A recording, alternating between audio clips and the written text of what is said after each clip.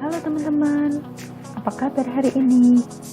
Yuk simak video berikut ini mengenai alur layanan kesehatan mental menggunakan BPJS. Pertama, cek dulu apakah kalian punya kartu BPJS atau tidak. Jika punya, siapkan surat-surat yang diperlukan, yaitu fotokopi KTP, fotokopi kartu BPJS, dan fotokopi kartu keluarga. Lalu yang kedua, cek di mana fasilitas kesehatan atau vaskes pertama yang harus dituju. Biasanya ini tercantum di kartu BPJS punyamu, bisa berupa klinik atau puskesmas terdekat dari tempat tinggalmu. Ketiga, pergi ke vaskes pertama yang ditunjuk dalam kartu BPJS-mu, daftar ke petugasnya, dan tanyakan apa di puskesmas itu ada poli jiwa atau tidak. Ini penting, karena tidak semua puskesmas punya dan bisa melayani pasien dengan gangguan kesehatan jiwa. Lalu, kenapa kita harus ke puskesmas kalau ternyata belum tentu ada poli jiwa? Karena prosedur BPJS mengharuskan kita untuk memeriksakan diri terlebih dahulu ke puskesmas sebelum kemudian dirujuk ke rumah sakit setempat jika puskesmas tidak bisa menangani kita. Lalu yang keempat, kalau harus dirujuk ke rumah sakit, puskesmas akan memberikan surat rujukan ke kita. Tenang, semuanya gratis. Kelima, pulang. Kenapa? Karena pulang dari puskesmas kemungkinan sudah siang dan antrian BPJS itu sangat banyak. Tenang, surat rujukan punya jangka waktu 3 bulan, jadi bisa dipikir-pikir dulu. Jangan langsung ke rumah sakit ya. Dipikir lagi apa kamu mau lanjut atau menyelesaikan sendiri sebelum bertemu profesional seperti psikolog atau psikiater.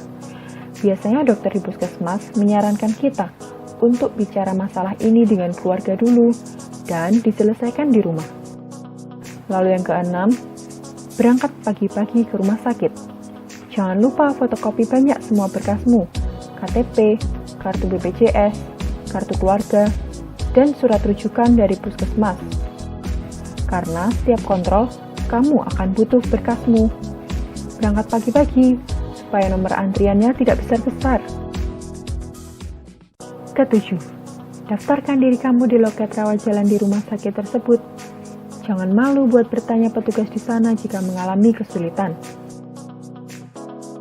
Ambil nomor antrian dan ikuti semua prosedurnya. Tapi harus sabar menunggu ya. Lalu yang kedelapan, setelah mendapat berkas yang dibutuhkan dari loket, silahkan pergi ke poli jiwa.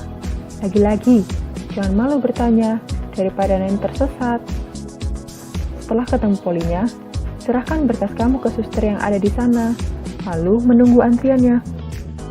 Kesembilan, setelah giliranmu datang, kamu akan ditanyai sama susternya, apa yang kamu rasakan, kenapa datang kemari, lalu pertanyaan umum tentang kondisimu. Selain itu, kamu akan diberi lembar yang berisi pertanyaan mengenai data dirimu. Jawablah sejujur-jujurnya. Itu adalah bentuk asesmen awal sebelum kita bertemu sama dokter spesialis kejiwaan atau psikiater. Lalu yang ke-10, kamu akan ketemu sama psikiater atau psikologmu.